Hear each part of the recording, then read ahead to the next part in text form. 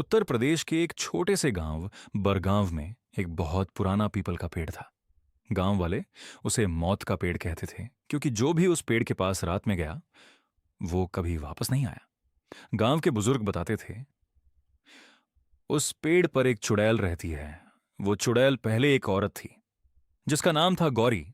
गौरी बहुत खूबसूरत थी, लेकिन उसकी किस्मत बहुत बुरी थी। उसका पति उसे रोज मारता था और एक दिन उसने उसे उसी पीपल के पेड़ के नीचे मार डाला। गौरी की आत्मा वहीं भटकती रह गई और धीरे धीरे वो एक भयानक चुड़ैल बन गई। उस दिन के बाद गांव में अजीब घटनाएं होने लगीं।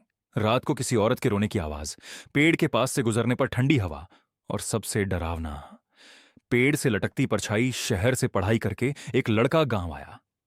उसका नाम था अमन।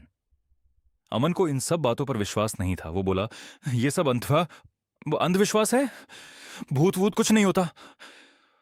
उसकी दादी ने उसे रोका, बेटा उस पीपल के पेड़ के पास मत जाना। लेकिन अमन हंस दिया। एक रात अमन अपने दोस्तों के साथ बैठा था। दोस्तों ने उसे चैलेंज किया, अगर तू बहादुर है तो आज रात उस पेड़ के पास जाकर दिखा। अमन ने बिना सोचे हां कर दी। आधी रात का समय, रात के 12 बजे।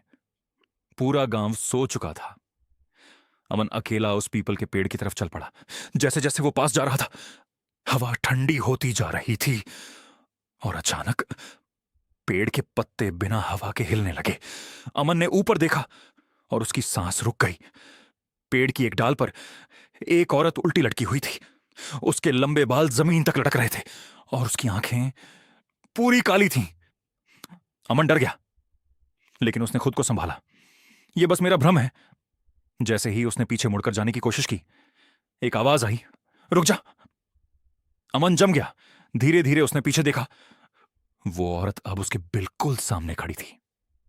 उसका चेहरा फटा हुआ था, आंखों से खून बह रहा था और उसके पैर उल्टे थे। तू यहां क्यों आया?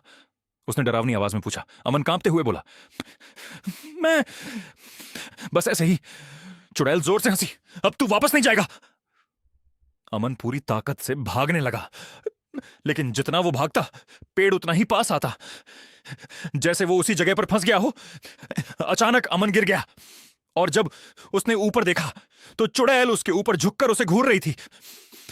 मुझे अकेलापन अच्छा नहीं लगता, अब तू मेरा होगा। अगले दिन गांव वालों को पीपल के पेड़ के नीचे अमन की चप्पल मिली, लेकिन अमन कहीं नहीं था। उसके बाद गांव में और भी लोग गायब होने लगे। हर बार पीपल के पेड़ के पास से अमन की दादी रो रो कर कहती, मैंने उसे मना किया था, वो चुड़ैल किसी को नहीं छोड़ती।